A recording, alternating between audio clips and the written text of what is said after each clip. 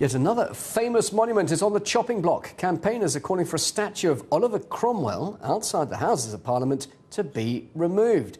Jeremy Crick, a social historian, compared Cromwell to the Taliban in Afghanistan for his anti-religious views. He also claims Cromwell was responsible for the destruction of religious buildings by the paramilitary troops during the English Civil War. Crick suggests that unloved statues should be removed and stored together to be displayed in the future. But critics say he's attempting to rewrite history. The Cromwell statue isn't the first to cause controversy. Similar debates have raged in other cities too throughout the country. In Bristol, a row erupted over plans to add an enslaver of Africans plaque to a statue of philanthropist and slave trader Edward Colston. Outside the House of Lords, attempts to relocate a statue of suffragette Emmeline Pankhurst were thwarted by campaigners who called the plan an act of vandalism. And students at Manchester University painted over a so-called racist poem by Rudyard Kipling, with one by American civil rights activist Maya Angelou. And a campaign by students at Oxford University failed to remove a statue of imperialist Cecil Rhodes. Well, to talk about this, I'm now joined by military historian and author Ricky D. Phillips and the organiser of Decolonise This Place, Amin Hussain. Thank you both for joining us. Amin, you can't rewrite history, can you? What's removing any of these controversial statues really going to achieve? Well, it's not about rewriting history. It's the recognition that there are other histories being erased in the process of writing that history, and it's often written by the victor or those who are holding power. But the other point is that with these monuments, they're actually pedagogical in nature. It's not that they're just glorifying something of the past, but they're shaping the minds of the present. And so we've dealt with this in the United States in terms of Confederate statues, but in fact, the monument of Theodore Roosevelt, Teddy Roosevelt, is actually under attack right now, even though he's a president of the United States. All these statues that we're, at least in our context, and Britain may be different, although it is an empire, or was an empire, are statues that are patriarchal in nature, white supremacist, and they are erasing people of color and their histories. OK, Ricky, so there we are, glorifying the past. In effect, Cromwell is accused of war crimes, religious persecution, ethnic cleansing. It is a statue celebrating those things, isn't it? He's got a point, has Amin. To be perfectly honest, I mean, it's probably to paraphrase Cromwell himself, I beseech you to think you might be mistaken. Cromwell was a lot of those things to a lot of people. But he was also a two-time member of Parliament. He was Lord Protector of the Realm. He was an outstanding military commander. Why not have him outside Parliament, where he not only served as Parliament, but obviously he created, in effect, what we now have as a constitutional monarchy, which is the makeup of the UK, of our entire political system. I think if you look at only one aspect of Cromwell, you're going to say, oh, well, that doesn't look too good.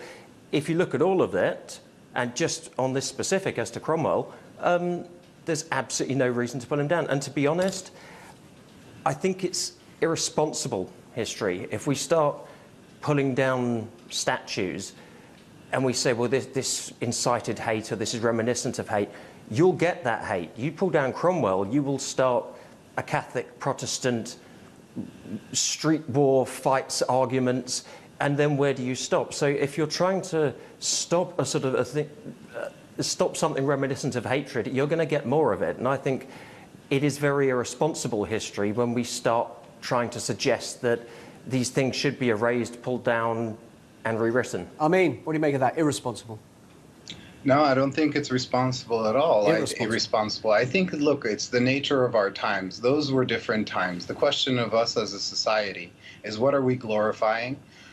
What are we keeping in place that then perpetuates the same things that we say we stand against? But are we glorifying? Are we not recognising what happened in the context of that history? Many of these figures, slave traders, imperialists, religious zealots, anti-religious zealots, they lived in very different times to us. We're not actually saying we're glorifying them now. We can't simply judge them by today's standards. No, I mean, look, I don't think that's true, because in fact, we are still suffering from the consequences of things in the past. Again, recognizing the specificity of the UK, but we're seeing something across the globe. The Gandhi monument in South Africa was taken down. This is part of the conversation and the consciousness that's rising. You can say you're against racism or against religious intolerance, but then you say, oh, well, this person was complicated, he did some good things. It's not just about who we're glorifying, is how do these things in our society maintain the structures that oppress us, while simultaneously knowing, as a Palestinian, for example, or other black people here, rarely do we see a monument of a black figure. Right? We say, oh, this president had slaves, but that was the time of the day. Well, you know what? The consequences of slavery are being lived now.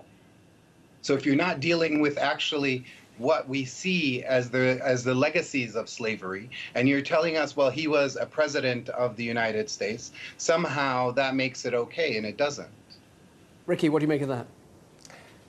I'm just wondering how many statues of George Washington they're going to pull down. And next, obviously, I'm assuming that Amin wants them to pull down the pyramids, which were built entirely with slave labour. So I think that all of a sudden we basically just go back and wreck all of history just to bleach it out. It seems to be fair to one person or one area of society when it's convenient. And I'm terribly sorry to tell everyone and to tell Amin that history isn't convenient, and history isn't there to be convenient to you. History is history. As a historian, we study it, the good, the bad, warts and all, as Cromwell himself said. We don't, as historians, get the luxury of opinion, and we're there to study all of it. And if we were to bleach every single thing we don't like, then, or that isn't convenient to us, I guarantee you that's oppressive and inconvenient to someone else. So do we pull down the pyramids? Do we knock down every statue of George Washington? The argument of the pyramids doesn't make sense, because the pyramids didn't exist at the time of Westphalian civilization, where nation states were put in place. We're talking about nation states that have it was a different governments. time, but Cromwell was in the 1600s. Cromwell, okay, I'm referring to the pyramids concept, right? So this idea of the parade of horribles and where do we stop? We stop when we erase oppression, and we're a society that needs to fight against that. I don't think we can disagree. The pyramids were built nor can Jewish we slave say, labor. History is objective. History is written by the victor. And I think that the dialogue that you're having in terms of historians probably excludes a large population in other histories. This is the struggle that we're engaged in across countries, across continents, across movements. At some point, the UK or Great Britain may have controlled large populations. It was an empire, but we're still living with those legacies. And actually, Britain was built in a certain way, just like the United States was built on a genocide of indigenous people and slave labor that built the White House. And all of a sudden, all of that is just like, well, now you need to fend for yourself.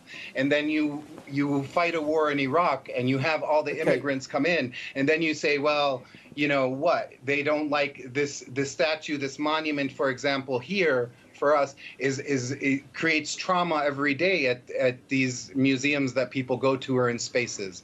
So it's not about a dichotomy. It's not about scaring people that there could be a civil war between Protestants and Catholics. It's about what kind of society are we producing by glorifying and making present these kind of histories, and what's missing in that process. And I think it's actually irresponsible for historians to have that cop-out of like, oh, it's bleaching. Well, Ricky, it's not bleaching, it's erasing a whole bunch of other histories. Popping out, Ricky, let's get that final, very, very quick reaction from Ricky as we are out of time. Please. I think, to be perfectly honest, it is irresponsible, and I don't think you can say that. I mean, came straight in with, oh, well, you know, you can say it was a long time ago, but really that's oppression. So how long ago is a long time ago? Oh, not the pyramids. Name me anywhere that wasn't built on someone else, and taking a new stance and saying, and now we're going to rewrite your history because you took ours, is irresponsible history. And yeah, if you start with the pyramids or George Washington or anybody else, it's ridiculous. Let's leave it there. Thank you very much. Amin Hussain, Ricky D. Phillips, great to have your thoughts.